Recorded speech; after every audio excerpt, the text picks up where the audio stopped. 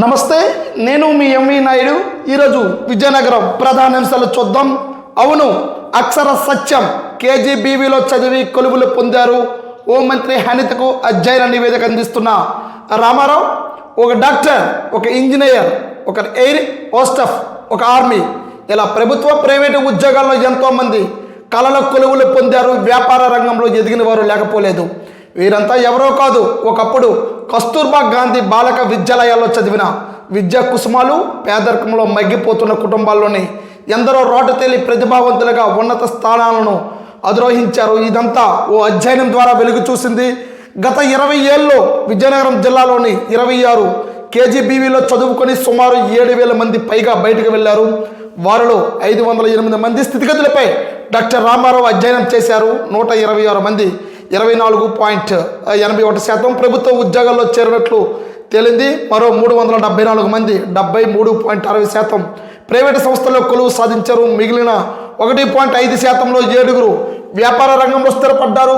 ఒకరు సర్పంచ్గా ఎన్నికయ్యారు. 50 రంగాల్లో 76 రకాల ఉద్యోగాలు చేస్తున్నట్లు గుర్తించారు. వీరిలో డాక్టర్లు, బ్యాంకు ఉద్యోగులు, అకౌంటెంట్లు, తపాలా ఉద్యోగులు, ఇంజనీర్లు, ఇంజనీరింగ్ కళాశాల లెక్చరర్లు, ల్యాబ్ అసిస్టెంట్లు, స్టాఫ్ నర్సులు, ఫార్మసిస్టులు, army, navy, CISF, civil, CRPF, BSF constable, ఉపాధ్యాయులు ఉన్నారు. మిగిలిన వారు రైల్వే సచివాలయ ఉద్యోగాల్లో పనిచేస్తూ ఉన్నారు.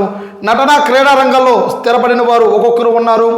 కస్తూర్బాలో చదివి పూర్తి చేసుకున్న బాలికలు ఎలా ఉన్నారు, వారు ఏం చేస్తున్నారో తెలుసుకోవాలని విజయనగరం జిల్లా సమగ్ర శిక్ష అదనపు ప్రాజెక్టు సమన్వయకర్త డాక్టర్ రామారావు ఏప్రిల్ 5 నుంచి 21 వరకు వివరాలు సేకరించారు. ఆ నివేదికను జిల్లా ఇన్ఛార్జ్ మంత్రి వంగలపూడి అనిత, జిల్లా మంత్రి కొండపల్లి శ్రీనివాసరావు, కలెక్టర్ అంబేద్కర్కు అందజేశారు.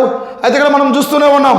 ప్రధానంగా అయితే మాత్రం కస్తూర్బాలో చదువుకొని చాలామంది ఈరోజు ఉన్నత ఉద్యోగాల్లో, ప్రైవేటు ప్రభుత్వ రంగాల్లో, రాజకీయ రంగాల్లో, క్రీడల్లో అనేక రంగాల్లో అయితే మాత్రం ఉన్నత స్థానం అయితే సాధించారు. వీళ్ళు ఒక్కసారి ఏం చేస్తున్నారని ఒక్కసారి సర్వే చేస్తే చాలా ఆనిముత్యాలన్నీ కూడా బయటకు వచ్చాయి. అయితే వీళ్ళు మధ్యతరగతి వారా, లేకపోతే పేదరికం నుంచి వచ్చిన వారా, లేక ఉన్నతమైన డబ్బున్న వారని కదిలిస్తే ప్రతి ఒక్కరూ కూడా కస్తూర్బా ఆ స్కూల్లో చదివిన వాళ్ళందరూ కూడాను పూర్తిగా పేద విద్యార్థి కుటుంబాలకు చెందిన వారే. ఒకప్పుడైతే మాత్రం కుల వృత్తులకైతే మాత్రం అంకితమైపోయిన వాళ్ళు, చదువుకోవాలి అనుకుంటే మాత్రము ఒక అబ్బాయి అయితే తన కుల వృత్తుల్లో మాత్రము తన తండ్రికి చేదోడుగా ఉండేవాడు.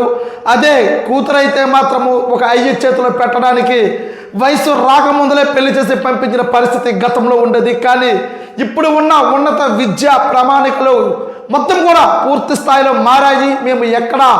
మేము చదవాలి, చదివి సాధించాలి అని కృషి ఉండాలే కానీ, కసి ఉండాలే కానీ మొత్తం ప్రభుత్వ రంగాల్లో అయితే మాత్రం అన్ని రకాలుగా పేద విద్యార్థులకైతే మాత్రం ఆదుకుంటుంది. అయితే ఈ కస్తూర్బాలోనే చాలామంది ఐఏఎస్లు, ఐపీఎస్లు, అలాగే నేవీ, ఆర్మీ, ఒకటే కదా, ఒక డాక్టర్, ఒక యాక్టర్, ఒక వ్యాపార రంగంలో అన్ని ఉన్నత రంగాల్లో కూడా ఇప్పుడు సాధిస్తూ ఉన్నారు. పేదరికము విద్యకి ఒక ప్రామాణిక కాదు అన్నట్టుగా ఇక్కడ అబ్బాయిలతో పాటు మహిళలైతే మాత్రం మరీ ఉన్నత రంగాల్లో అయితే మాత్రం సాధిస్తున్నట్టుగా మనం చూస్తూ ఉన్నాం. ఇక్కడ దీపిక బ్రాంచ్ పోస్ట్ మాస్టర్గా పనిచేస్తూ ఉన్నారు. సాఫ్ట్వేర్ ఇంజనీర్గా శ్రావణి చేస్తూ ఉన్నారు. అలాగే ఇక్కడ Hindu community health officer Shravani. ఇక్కడ ఒకరు కాదు, ఇద్దరు కాదు, ప్రతి ఒక్కరు కూడా ఉన్నత స్థానంలో ఉన్నవారిలో వంగర మండలంలో అత్యధికంగా 37 మంది, రాజా మండలాల్లో 33 మంది, దత్తిరేజారు, బాడగ మండలాల నుంచి 25 మంది చొప్పున తొలి 3 స్థానాల్లో నిలిచారు.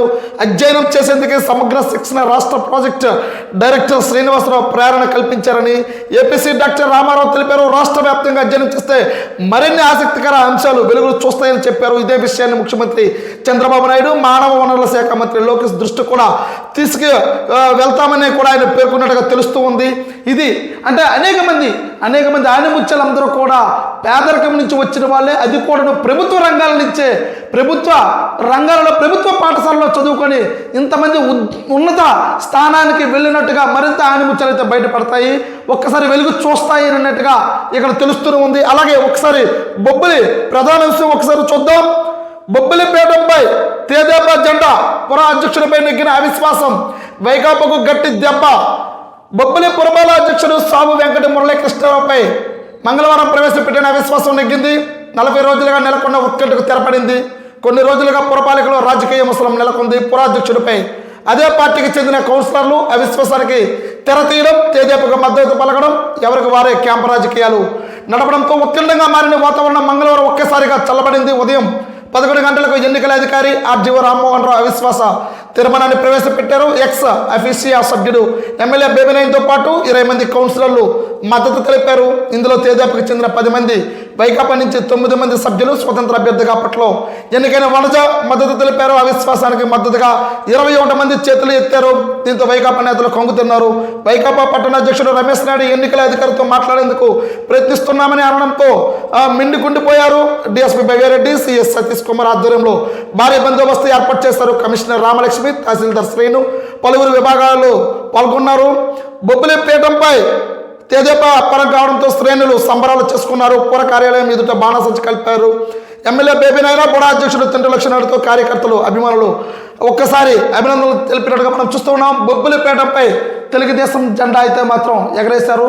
ఎప్పుడా ఈ మున్సిపల్ చైర్మన్ ఎన్నికలు ఇక్కడ అతను మున్సిపల్ చైర్మన్ని మారుస్తారా అన్నట్టుగా ఇక్కడ ఎదురు చూసి ఉన్నారు. చాలా రసవత్తరంగా మారింది బొబ్బిలి మున్సిపల్ చైర్మన్ యొక్క పదవి విషయంలో అయితే మాత్రము. అయితే ఎట్టకేలకైతే తెర దించేశారు. అసలు వైకాపా కౌన్సిలర్లు అయితే మాత్రం మద్దతు ఇస్తారా ఇవ్వరా అని, అసలు మళ్ళా మనసు మార్చుకుంటారా అని ఉత్కంఠంగా మారింది బొబ్బిలి మున్సిపల్ చైర్మన్ పీఠం. అయితే ఎప్పటికైనా ఒకసారి మాట ఇచ్చాం, ఖచ్చితంగా మున్సిపల్ చైర్మన్ని దించుతాం. మాకు పార్టీ పైన మాకు ఎటువంటి కూడాను అపోహ లేదు. కానీ ఇక్కడ స్థానిక మున్సిపల్ చైర్మన్ పైనే ఇక్కడ పూర్తి స్థాయిలో కౌన్సిలర్లకి మర్యాద ఇవ్వకపోవడం, గౌరవం ఇవ్వకపోవడం, పట్టణ అభివృద్ధి సహకరించకపోవడం, ఇతరులపైన విసుగు చెందాము. కాబట్టి ఖచ్చితంగా మున్సిపల్ చైర్మన్ని ఇక్కడ వైకాపా కౌన్సిలర్లు మారుస్తామన్నారు. మాట ప్రకారంగా అయితే మాత్రం ఇక్కడ తెలుగుదేశం పార్టీకి ఇక్కడ పూర్తిగా మద్దతు ఇవ్వడం జరిగింది. దీంతో ఒకేసారి ఒక బొబ్బిలి మున్సిపల్ చైర్మన్ పీఠంపై రసవత్రంగా మారిన పూర్తిగా నిన్నటితోనైతే మాత్రం తెర దించేశారు. ఎప్పటికైతే మాత్రం పూర్తి స్థాయిలో ఇక్కడ వైకాపాకైతే మాత్రం ఒక దెబ్బ తగిలినట్టుగా తెలుస్తుంది. ఇక్కడ ఎందుకు ఈ విధంగా మారారు, ఎప్పుడు లేని ఈ విధంగా అసలు వైకాపాలో ఇక్కడ కౌన్సిలర్లు అయితే మాత్రం పార్టీ జెండాపై గుర్తులపై గెలిచి ఈ విధంగా ఒకేసారి తెలుగుదేశంకి వెళ్ళడం పైన ఇక్కడ పూర్తి స్థాయిలో అందరూ కూడా ప్రజలు కూడా చాలా విరుచుకుపడ్డారు. కానీ తప్పని పరిస్థితుల్లో ఇందులోనే ఉంటే వైకాపాలో కనీసం అసమ్మతిని కూడా ఎవరు కూడా ఇక్కడ పూర్తి స్థాయిలో ఇక్కడ ఎవరిని కూడా చూడలేకపోవడం, అసలు కనీసం పట్టించుకోలేకపోవడం, దీన్ని పూర్తి క్షేత్రస్థాయిలో పట్టించుకోపోయేసరికి తేదేపాకి మద్దతు ఇవ్వడం జరిగింది. తేదేపా చైర్మన్ ఎట్టికేలకైతే మాత్రం బొబ్బిలి మున్సిపల్ చైర్మన్ అయితే మాత్రం తెలుగుదేశం పార్టీ అయితే మాత్రం కైవసం చేసుకున్నట్టుగా తెలుస్తుంది. అయితే ఇప్పటికి ఇలా ఉంటే మాత్రం ఇప్పుడు రేపు జరగబోతున్న ఎవరు మున్సిపల్ చైర్మన్ ఇప్పుడు కూటమి ప్రభుత్వంలోని తెలుగుదేశం ఇప్పుడు మద్దతుదారులు కూడా అక్కడ ఇవ్వడంతో ఇక్కడ వీళ్ళకి ఎలాగ అసమ్మతి రాకుండా ఏ విధంగా చూస్తారు, అసలు రేపు మున్సిపల్ చైర్మన్ ఆ సీట్లో ఎవరు కూర్చుంటారని అయితే మాత్రము అందరూ కూడా మొత్తం ఆసనంగా చూస్తూ ఉన్నారు. అయితే మాత్రం ఇప్పటికైతే మాత్రం బొబ్బిలిపేటం ఇక్కడ వైకాపాకైతే మాత్రం ఒక పెద్ద దెబ్బ తగిలిందన్నట్టుగానే తెలుస్తుంది. నిజంగా ఇంత దెబ్బ కొడతారా అని అయితే మాత్రం వైకాపా శ్రేణుల్లో కానీ వైకాపా ఇక్కడ కార్యకర్తల్లో కానీ అసలు వైఎస్ఆర్ కాంగ్రెస్ పార్టీ పూర్తిగా క్షేత్రస్థల బలంగా ఉన్నప్పటికీ కూడాను ఇలాంటి తరుణంలోనే పూర్తి స్థాయిలో తెలుగుదేశం పద్ధతి ఇవ్వడంతో తెలుగుదేశంకి ఇక పూర్తిగా జెండా ఎగరవేశారని అంటే ఒకసారి ఇక్కడ బొబ్బిలి స్థానిక ఎమ్మెల్యే బేబినైనా ఏ విధంగా చక్రం తిప్పారో అన్నట్టు కూడా అందరూ కూడా ఆశ్చర్యానికి గుర్చేస్తూ ఉంది.